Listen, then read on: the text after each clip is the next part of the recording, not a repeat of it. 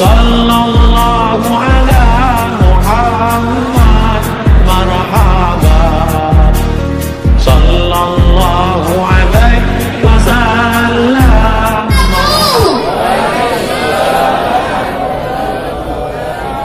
Alhamdulillah mandung asa syurga. Alhamdulillahilladzi amarna bil ittihadi wal intisabi bihablillahi jami'an. Wassalatu wassalamu ala sayyidil Mustafa wa ala ahlihi wa ashabihi murtada. Amma ba'du. All praise be to Allah, the love of the world. Him only you worship, Him only you look for His. Salawat and salam to be for the Prophet Muhammad sallallahu alaihi wasallam, the last messenger of Allah, the unmeditated for who walk up to our reasonable to us predicate. Ta'zim penghormatan saya kepada seluruh bapak-bapak, kepada ibu-ibu yang telah hadir di tempat yang berbahagia ini. Selanjutnya ta'zim penghormatan saya kepada seluruh kaum muslimin muslimat yang dirahmati Allah. Wa qada rabbuka alla ta'budu illa iyyahu wa bil walidaini ihsana.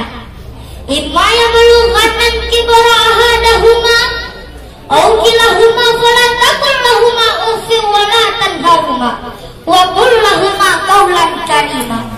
Dan Tuhanmu telah memerintahkan agar kamu jangan menyembah selain Dia, dan hendaklah berbuat baik kepada kedua orang tua.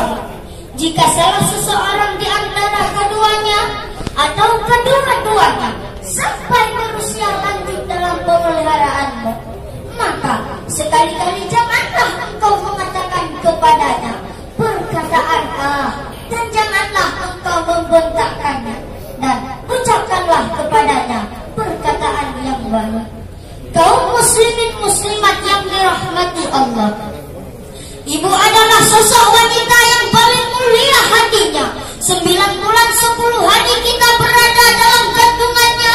Ia selalu merawat kita dengan penuh kasih sayang. Menjelang detik kelahiran si buah hati, ibu sudah siap dengan segala pengorbanannya. Ibu rela bermandikan keringat, bercucuran air mata, berlumuran darah, bahkan nyawanya pun jadi taruhannya. Perjuangan ibu terhadap si buah hati, hidup antara mati. Oleh karena itu, kita jangan pernah menyakiti hatinya.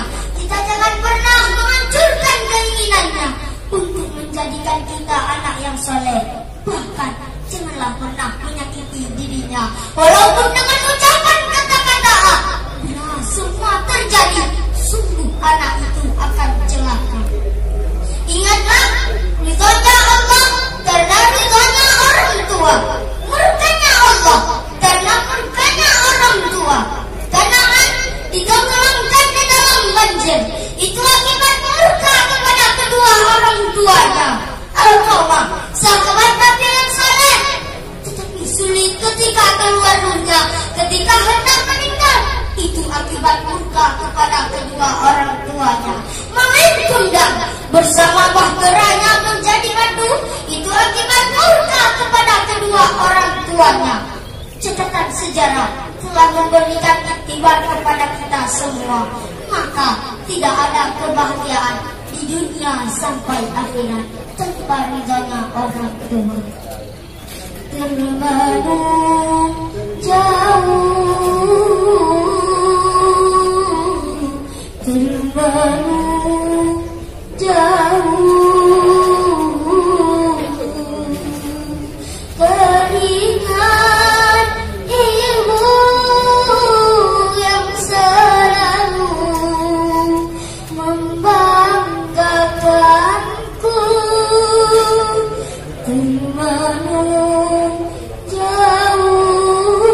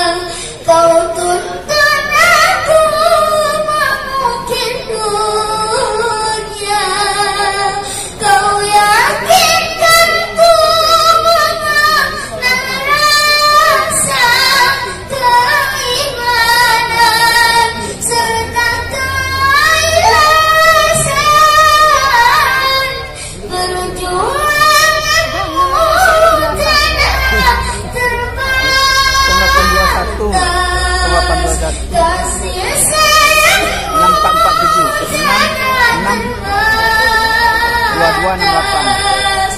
Kasih sayangku takkan terhentikan selamanya di dalam hatiku. Hanya doa yang selalu ku panjatkan untuk ayah ibuku tersayang. Kaum muslimin muslimat yang dirahmati Allah, inilah pidato singkat saya. Yang benar dari Allah, yang salah dari pribadi saya. Yang benar tolong dimanfaatkan, yang salah tolong dibuang saja. Wabillahi taufiq wal hidayah. Assalamualaikum warahmatullahi wabarakatuh.